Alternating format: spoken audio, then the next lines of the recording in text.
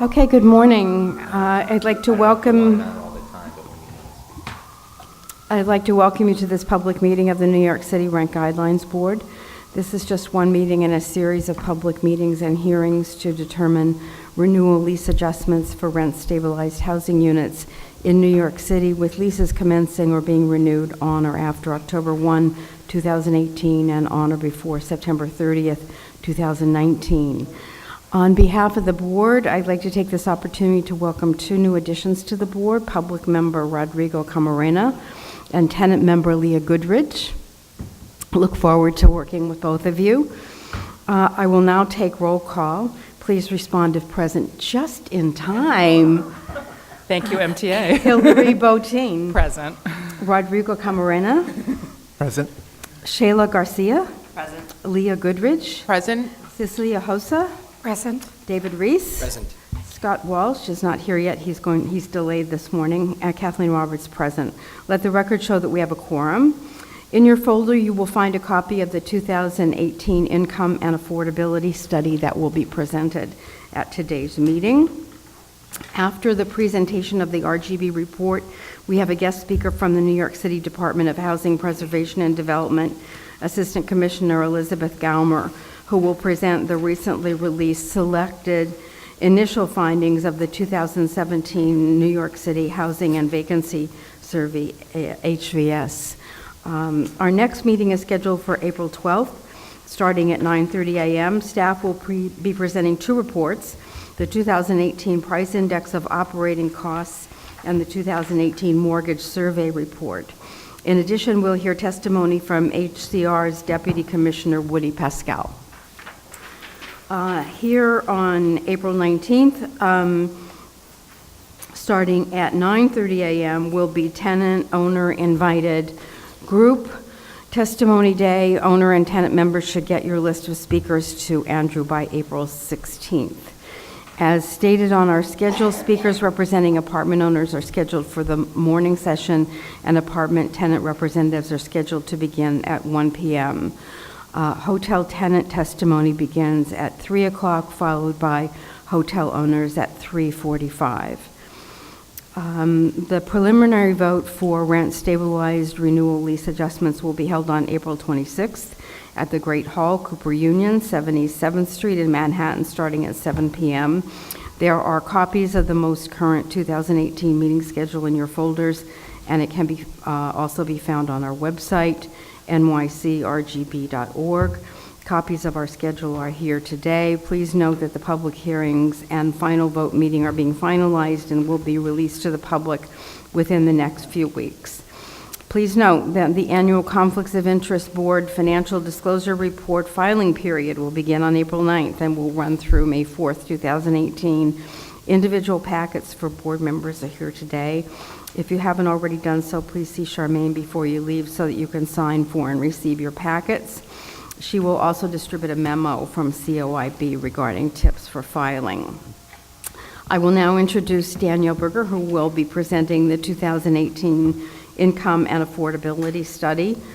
Please note that there are copies of this report here today, and it will be made available on our website after the meeting.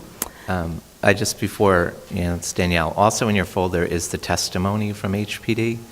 I don't know if you noticed that or not, but they sent that over this morning, so we copied it and put it in your folders. And our web address, I had put it wrong on the announcement. It's our new web address again. It's nyc.gov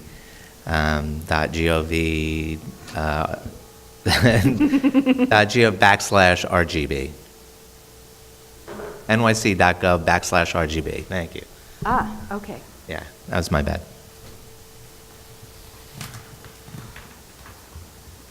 Good morning, Danielle. Good morning.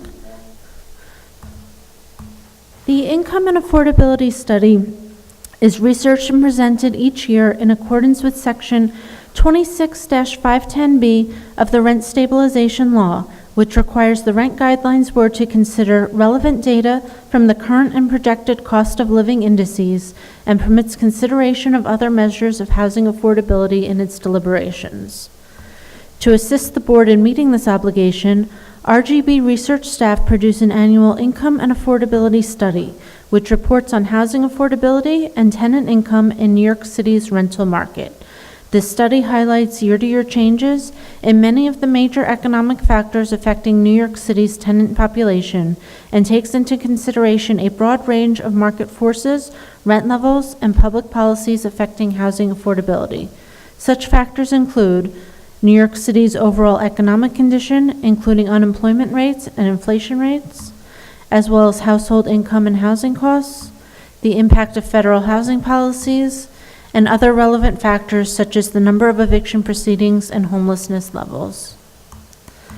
In summary, 2017 saw New York City with growth in gross city product, which increased an inflation-adjusted 2.4% during calendar year 2017, the 8th consecutive year of increase.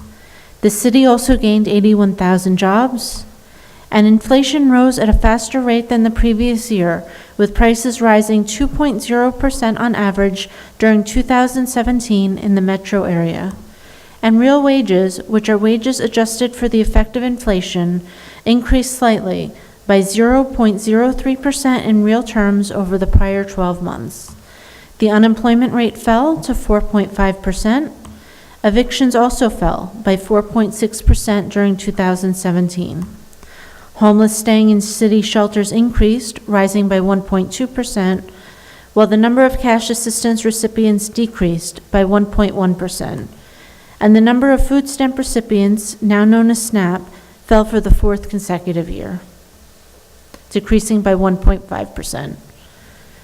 New York City's gross city product, which measures the total value of goods and services produced, increased by an inflation-adjusted 2.4% between 2016 and 2017, following a 2.5% increase in the prior year.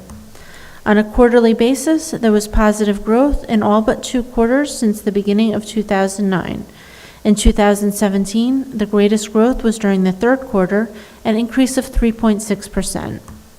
The United States economy saw gross domestic product increase as well, but at a slower rate than New York City, increasing by 2.3% in 2017, and showing positive growth on a quarterly basis in all but 2 quarters since the 2nd quarter of 2009, including a 3.2% rise during the 3rd quarter of 2017.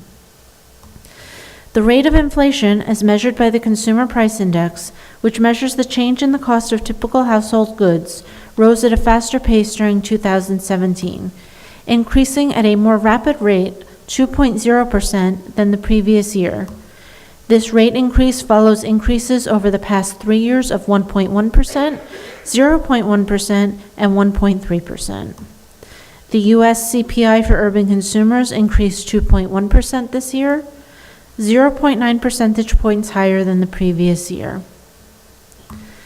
New York City's unemployment rate fell 0.7 percentage points during 2017 to 4.5%, the lowest level since at least 1976.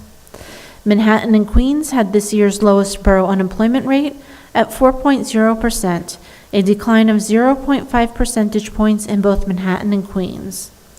Staten Island and Brooklyn's rate was 4.6% in 2017, a 0.6 percentage point decline from 2016 in Staten Island, and a 0.7 percentage point decline in Brooklyn.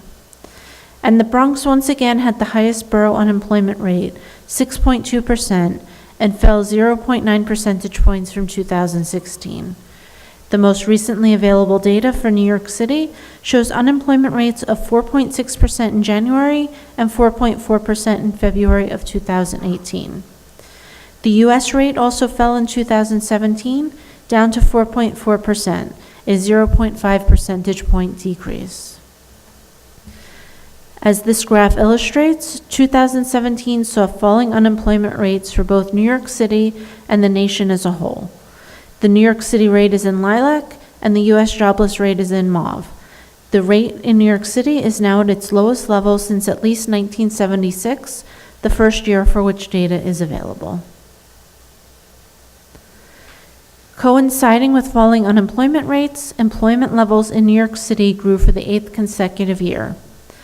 Overall, among both city residents as well as those commuting into the city, New York City gained 81,000 jobs in 2017, a 1.9% increase from 2016. There were gains in all but two sectors, including the educational and health services sector, up 3.7%, adding 34,700 jobs, and the professional and business services sector, up 2.8%, adding 20,000 jobs, and the leisure and hospitality sector, which rose 2.7%, adding 11,900 jobs. All other sectors which rose increased from between 0.6% and 2.6%. In terms of like the gross city product number and some of the other data, do we have that on a per capita basis? Because the population has also grown over this time, so we know that the gross city product increased or decreased on a per capita basis. In other words, is this a reflection of increasing population? Or I would have to, I can find out about that. it's not that important. I mean, I don't, yeah, we get the GCP from the comptroller's office. So they send me spreadsheets. I don't honestly look at every column. It could be there, but I don't think it is. Sure. But I can ask them if they have something like that.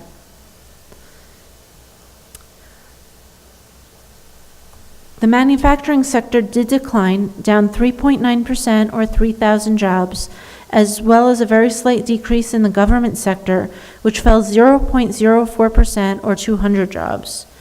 The most recently available numbers from January and February of 2018 show a 1.7% increase in both months in total employment as compared to the same months of the prior year. As this graph shows, New York City gained 81,000 jobs in 2017, the 8th consecutive year of increase. We also look at wage data, though the analysis is limited by the fact that there is a significant lag time in reporting of quarterly census of employment and wages data, the main source of income data. The most recent annual numbers via the quarterly census of employment and wages, which covers the 2016 calendar year, reveal a 0.9% decrease in real wages, that is, wages that have been adjusted for inflation, for those employed in New York City, and a 0.2% increase in nominal wages during 2016. The data is based on quarterly tax filings by businesses in New York State and captures approximately 97% of all non-farm employment. During the most recent 12-month period, the fourth quarter of 2016 through the third quarter of 2017, real wages rose by 0.03% and nominal wages by 2.0%. Note that this data is preliminary. In the finance and insurance sector, which accounts for more than a quarter of all wages in New York City, wages rose by a real 2.8%. In the administrative, waste, educational, and health services sectors, which accounts for 16% of wages, wages fell by a real 1.7%. In the professional and technical services sector, which accounts for 14% of all wages, real wages fell by 0.04%. And in the government sector, which accounts for 10% of all wages, wages rose by a real 1.0%. And looking at real wage growth by quarter in 2017, real wages were up 3.3% in the first quarter and up 0.5% in the second quarter, but down 1.6% in the third quarter as compared with the same quarters of the prior year. The Bureau of Labor Statistics also tracks wage data through their current employment statistics survey. This survey is much more current than the quarterly census, but cannot be broken out by industry, is a much smaller sample size, and does not include monetary compensation such as bonuses. Per this survey, weekly wages in New York City during 2017 rose 3.3% in nominal terms and 1.3% in real terms. As this graph shows, nominal wages increased moderately, but real wages were virtually flat for the second consecutive year in the most recent 12-month period. Real wages are shown in 2017 dollars and reflect wages from the first 3 quarters of the year shown, plus the fourth quarter of the prior year.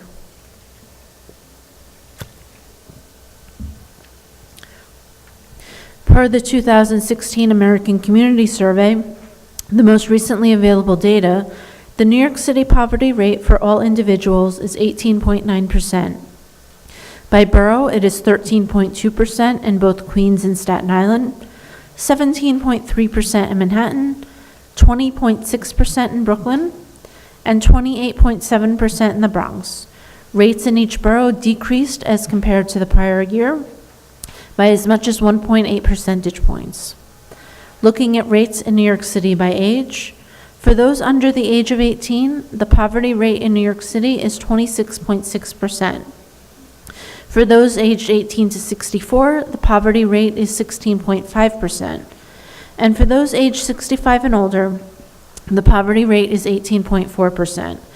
Rates rose for those aged 65 and older, but fell for those younger than 65 as compared to the prior year. The poverty rate for all individuals in the U.S. is 14.0%.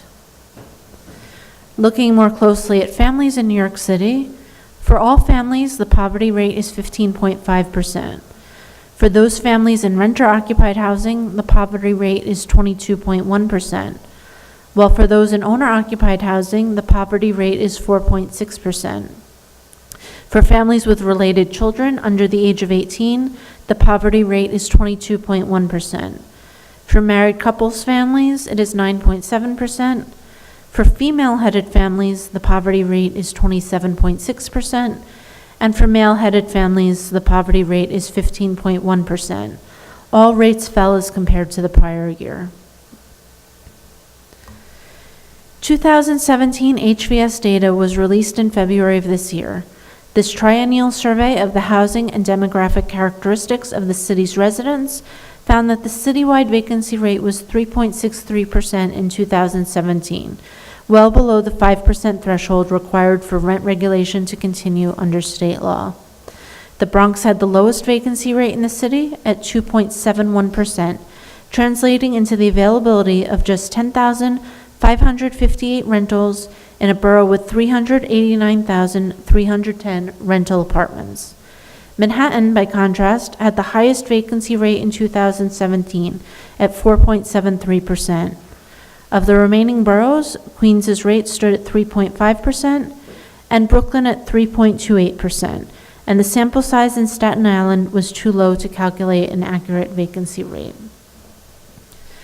As you can see in this graph, the HVS found vacancy rates varying significantly among different asking rents.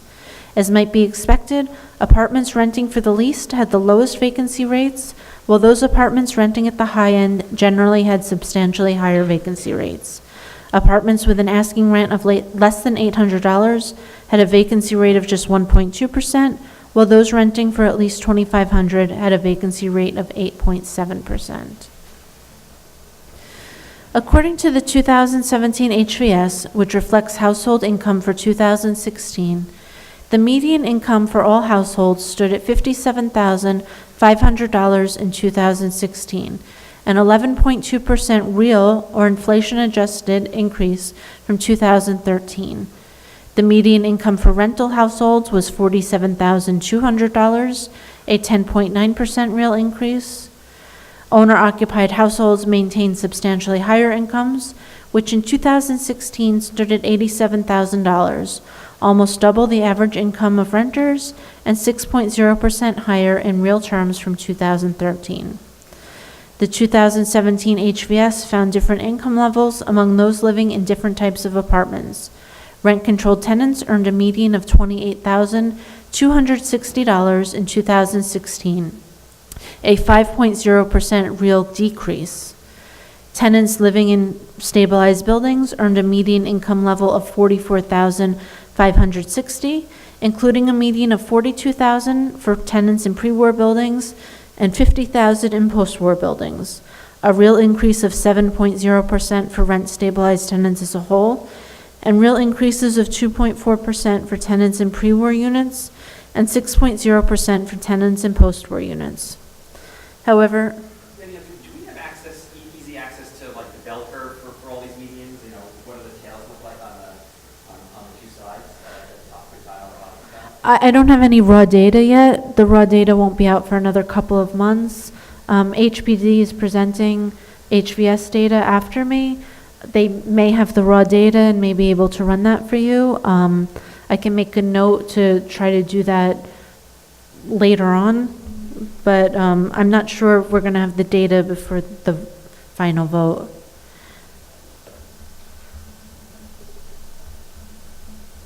But I'm making a note.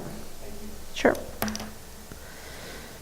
Tenants in non-regulated units had higher household incomes than rent-regulated tenants at $67,000 in 2016, a real increase of 12.6%. And those living in other regulated units, such as public housing and Mitchell-Lama, earned a median household income of $18,792, a real increase of 0.1%. Looking at rent levels in 2017, the median monthly gross rent, which includes fuel and utilities, for all rental units was $1,450, a real inflation-adjusted increase of 6.2% from 2014. Rent-stabilized tenants paid slightly less than a typical rental tenant, with a median gross rent of $1,375, a real increase of 2.6%. Pre-47 rent-stabilized units paid a median of $1,343, and post-46 a median of $1,485, real increases of 2.9% and 2.0% respectively. Rent-controlled tenants paid less than rent-stabilized tenants, a median of $1,039, a real decrease of 1.2% from 2014. While tenants living in private, non-regulated rentals paid $1,830, a real increase of 9.3%. And tenants living in other regulated rentals, such as public housing, paid $649, an inflation-adjusted increase of 5.8% from 2014. The HVS breaks down the distribution of renter-occupied housing by gross rent level. As you can see in this graph, of the 2.1 million rental units in New York City, 6.4% rent for less than $500, 6.3% rent for between $500 and $799, 7.8% of units rent for between $800 and $999, 32.2% for between $1,000 and $1,499, 22.1% rent for between $1,500 and $1,999, and the remaining 25.2% rent for over $2,000.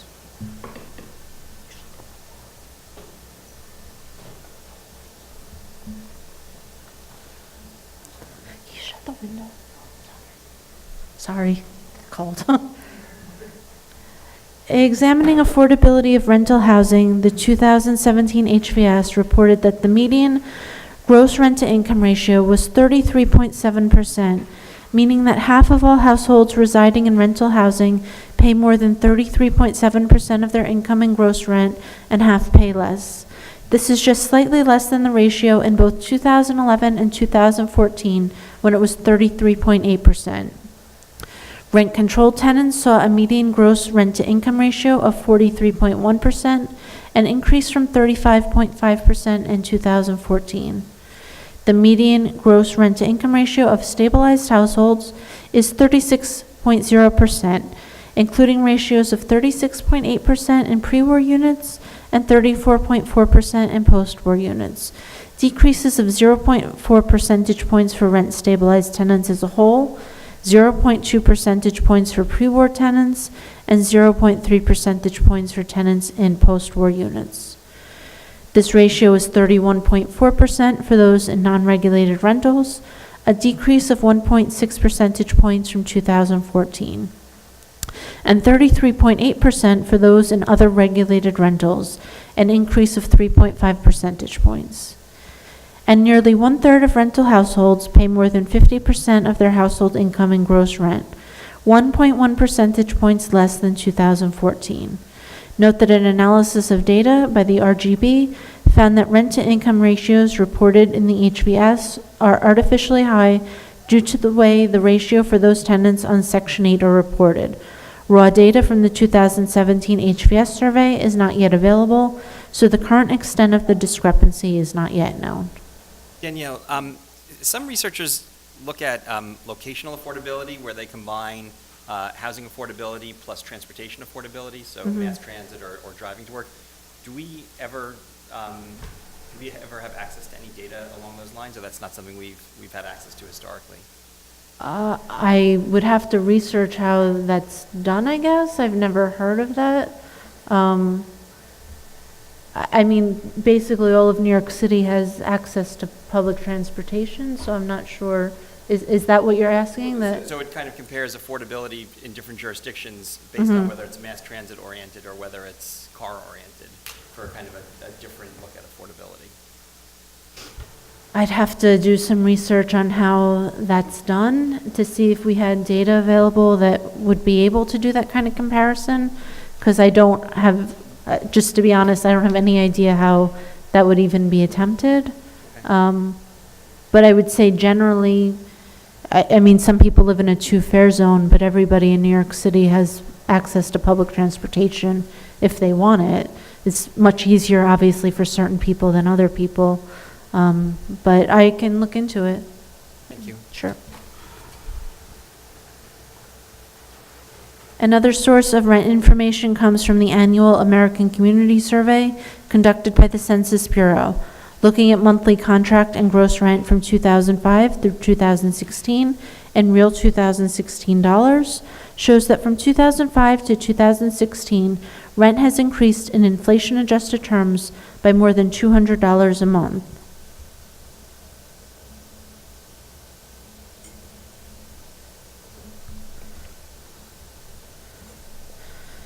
The American Community Survey also reports on gross rent-to-income ratios.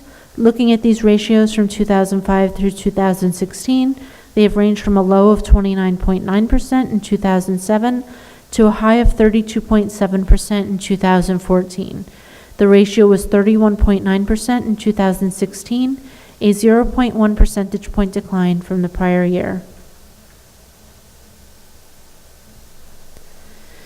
The American Community Survey also reports on renter housing costs as a percentage of income for different income brackets. As household income increases, so does housing affordability. 89.1% of households making less than $20,000 a year have a housing cost to income ratio in excess of 30%. But at the upper limit, those households making at least $75,000 a year, the ratio who spend at least 30% of income on housing costs drops to 11.2%. Danielle, on this, so if we say that housing affordability is 30% or less, but this data has, the last column is 30% or more, why is it, shouldn't the 30% be kind of in the 20 to 30% range as a, because, so for instance, if you're getting a Section 8 voucher and you're paying 30% of your income, right, push you into the most unaffordable column. Yeah, I didn't actually make these brackets. That's how it's reported in the ACS. Okay. So I don't have any control over that. And do we have no? I don't have raw. I mean, do you have how many people are at exactly 30%? Do we have a? Well, the idea that people on Section 8 pay exactly 30% is actually not that accurate.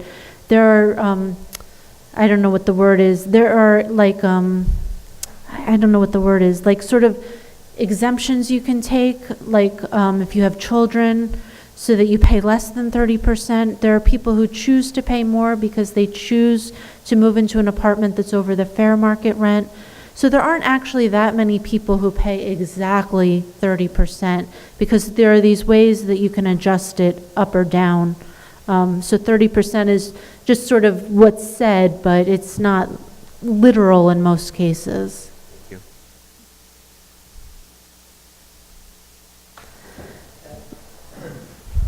That table also represents all renters. So that's a little different than the ACS. The HVS you can break out. This is Section 8. actually everybody. This is housing costs. It's not just for renters. Oh, this is not even rental. I'm sorry. This is housing costs. This is all housing. So it's going to have much less of an impact. Looking at ACS household income by quintiles can also provide an insight into how quickly or slowly income in each of the categories is growing over time. While not necessarily true in each individual year, over the time period of 2006 to 2016, the earliest and latest time periods available for analysis, income grew at a faster pace for those in the higher quintiles versus those in the lower quintiles. Looking at the change in income on a year-to-year basis between 2006 and 2016, in real terms, household income fell by an average of 0.2% each year for the lowest quintile and rose by an average of 1.2% annually for the highest quintile.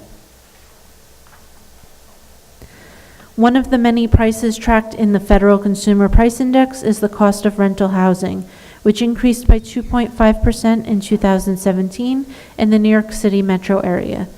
For comparison, rents in the U.S. as a whole rose 3.8% during 2017. The same 7 cities are compared to New York each year to see how the rise in rents in our metro area compares to other major metro areas nationwide. Rents in the New York City metro area rose faster than Philadelphia, but rose more slowly than rents in San Francisco, Atlanta, Boston, Chicago, Washington, D.C., and Los Angeles. Over the 48 period of rent stabilization, from 1968 through 2017, overall prices in the New York City metro area rose 644%, while the cost of rental housing rose 801%. In the U.S. as a whole, overall prices rose at roughly the same rate as rental housing, by 604% and 612% respectively. Over the last 2 decades, the number of recipients of cash assistance, formerly known as public assistance, has dropped significantly, falling 68% since March of 1995, when the city's welfare reform initiative began. During 2017, an average of 366,324 persons were receiving cash assistance, a decrease of 1.1% from a year earlier. Overall, there was a 2.4% decrease in the number of new cash assistance applications during 2017, with denied applications falling by 3.5% and approved applications by 1.7%. There was also a decrease of 15.5% in cash assistance recipients placed in jobs than in the prior year. And the number of recipients of the Supplemental Nutrition Assistance Program, formerly known as food stamps, fell by 1.5% in 2017. This is the 4th consecutive drop in SNAP recipients, although levels are still about double that of the early 2000s. Medicaid enrollment also fell during 2017 by an average of 10.6%. The lilac portion of this graph shows the number of recipients in the Family Assistance Program, and the darker mauve shows the number of recipients in the Safety Net Assistance Program. The light pink bars represent the number of recipients who have transferred from the Family Assistance Program to the Safety Net Assistance Program. In 2017, total cash assistance cases fell by 1.1%. During calendar year 2017, the number of homeless in Department of Homeless Services shelters increased for the 9th straight year. Homelessness among all persons was up 1.2% over 2016 levels to an average of 59,467 persons sheltered each night, while the average number of families with children sheltered each night increased 0.6%. However, the number of children in these families decreased by 2.0%. The number of adult families also rose by 6.6%, and single adult levels were up 7.0%.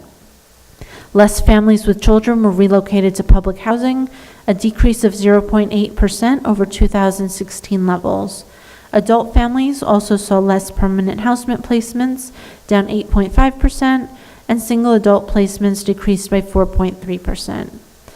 Corresponding to increased shelter censuses, the length of stay in temporary housing increased for families with children and single adults, up 11 days for families with children to an average of 428 days, but down 10 days for adult families to 551 days, and up 26 days for single adults to 395 days. This chart shows homelessness levels for all individuals during calendar years 1987 through 2017. As you can see, levels increased 1.2% during 2017, the 9th consecutive year of increase. The impact of economic conditions on New York City's renters can also be examined through housing court data. Specifically, housing court actions are reviewed to determine the proportion of tenants who are unable to meet their rental payments. The number of non-payment filings in housing court decreased 0.4% to 201,441 during 2017, the sixth consecutive year of decline. But there was an increase in the number of non-payment filings that resulted in court appearances, known as calendared cases, which rose 9.0% in 2017.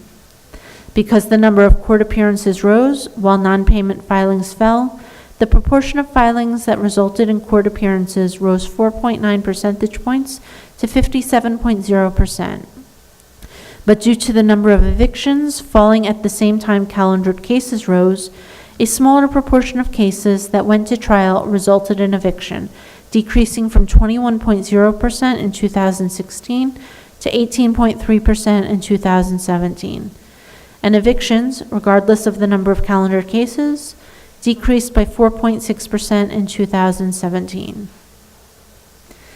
As this chart shows, over time, the proportion of filings that are calendared, that is, the proportion of non-payment cases that actually make it before a judge, which is in lilac, has been increasing over time, while the proportion of those cases that actually result in an eviction or possession in mauve has been much more steady. In 2017, the proportion of filings that are calendared rose 4.9 percentage points, and the proportion of calendared cases that resulted in an eviction fell by 2.6 percentage points. For the fourth consecutive year, a tax credit is in effect for New York City renters, the enhanced real property tax credit for homeowners and renters. The maximum credit is $500, and the maximum household income for those filing is $200,000 a year. The amount of credit depends on both your income level and the amount of rent you pay annually, with those making less than $100,000 a year earning the biggest credits, and those making more than $150,000 earning the least. For instance, a household with an annual income of $50,000 a year who pays 30% of their income towards rent would be eligible for a $16.31 tax credit. But if the same household were to pay 50% of their income towards rent, their tax credit would be $87.19. But higher income households, those with incomes of at least $100,000, get a smaller tax credit proportionally. For instance, a household making $100,000 a year would need to spend at least 31.7% of their income towards rent before they would be eligible for any type of credit. Danielle, what would it take to get something close to the maximum credit?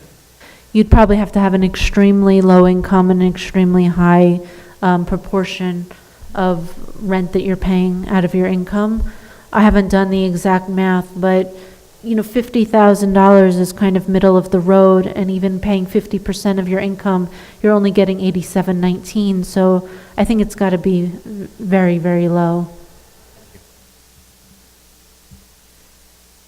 In summary, the city's economy increased in 2017 for the 8th consecutive year, rising by an inflation-adjusted 2.4%. Gross city product has increased in all but 2 quarters since the beginning of 2009.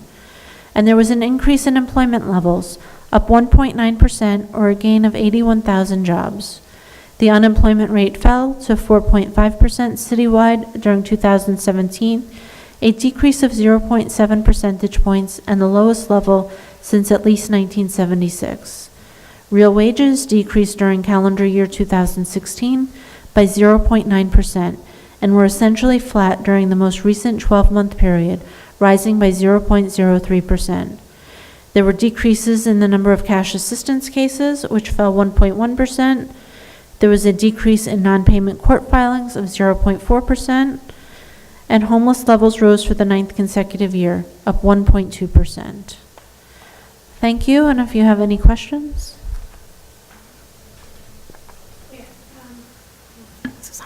So page 7 talks about the statistics of bankruptcy for residents, and it's also personal bankruptcy filings, but it doesn't mention like homeowners and landlords. Do we have any statistics, any filings the number of filings? Filings for, I'm sorry? Or landlords for bankruptcy? No. No, there's not. There's no way to get to that. No way that I know of to get to that. That would be a business filing anyway. That wouldn't be a personal filing. It wouldn't be a personal filing, right? No, it would be a business filing. I have access to business filing bankruptcy numbers, Right. but I couldn't tell you what business those people were in. So, but there's no way of having like a statistic of how many landlords have filed for bankruptcy? No, I don't think so. Danielle, on page 9 in the discussion of rent, it says that for median monthly contract rent went up 8.1% from 2014, 2.6% for rent-stabilized units, and then there was a 1.4% real decrease for rent-controlled tenants. Do we have do you know the nominal increase for those three? Yeah. Just to kind of get a sense of. Yes, I don't have them on me. You don't have the preliminary summary on you, Andrew, do you? You do, okay. And yeah, so I'm just trying to understand the real decrease for the rent. Yeah, I think what it is And the that, real increase for rent stabilized. Yeah, fair enough. I think what it is especially this last year, inflation has been going up a little faster.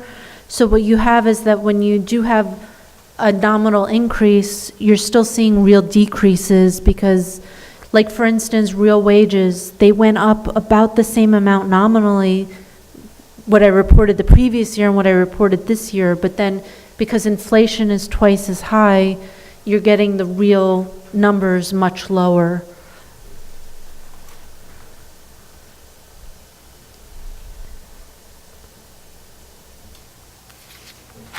Other questions while Andrew's looking for some of those numbers? Good question. Just on page 8, when it deals with vacancy rate by asking rent, could you just add to this chart or send the board what the number of units are in each of these categories? I mean, because the units of 2,000 and higher, are somewhat outside of our mandate if we were to look at the mandate differently. In the 1,500 to 1,999 is a kind of bridge between the two, and the below 1,500 is clearly in the kind of purview of what we're trying to accomplish. But I'd just like to know the proportionality of how many of them are, even though we're overlaying a restriction on them, Well, actually should function more like a free market. This graph, because it's for vacancy rates, this is asking rent. So do you want figures by asking rent or just by gross rent or contract rent, which would be for tenants in place? Well, I'd like to know two things. I'd like to just know how many units compose each of these categories. Right, I just wanted to make sure you understood this is asking rent, so this is vacant apartments. I just want to make sure you want it for vacant apartments as opposed to all apartments. Still, it would still be interesting to see how that. I mean, we obviously know it talks about in the report the less than 800 is a tiny, tiny number of units, right? These are vacant units. Yeah. Okay. No, I understand that. Scott, just to understand, and then what might we do once we do that information? We might use that how? What would we do with that information? Well, I think it's an indicator of what needs regulation and what probably doesn't need regulation. I mean, our purview is because there's less than 5% vacancy across the city is to help create a more functioning market. But I would like to know how many of these units potentially don't need regulated.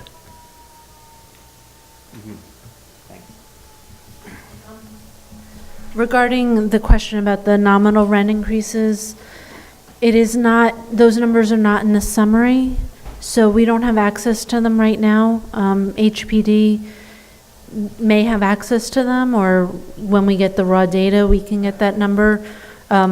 Also, in regards to the number of units in these categories, if it's not in, I have to check if it's in the summary. If it's not in the summary, then I cannot break it down right now, but I will check the summary, see if I can answer that question. We can pester our next guest about those questions. She's in the back row, as far away as she can.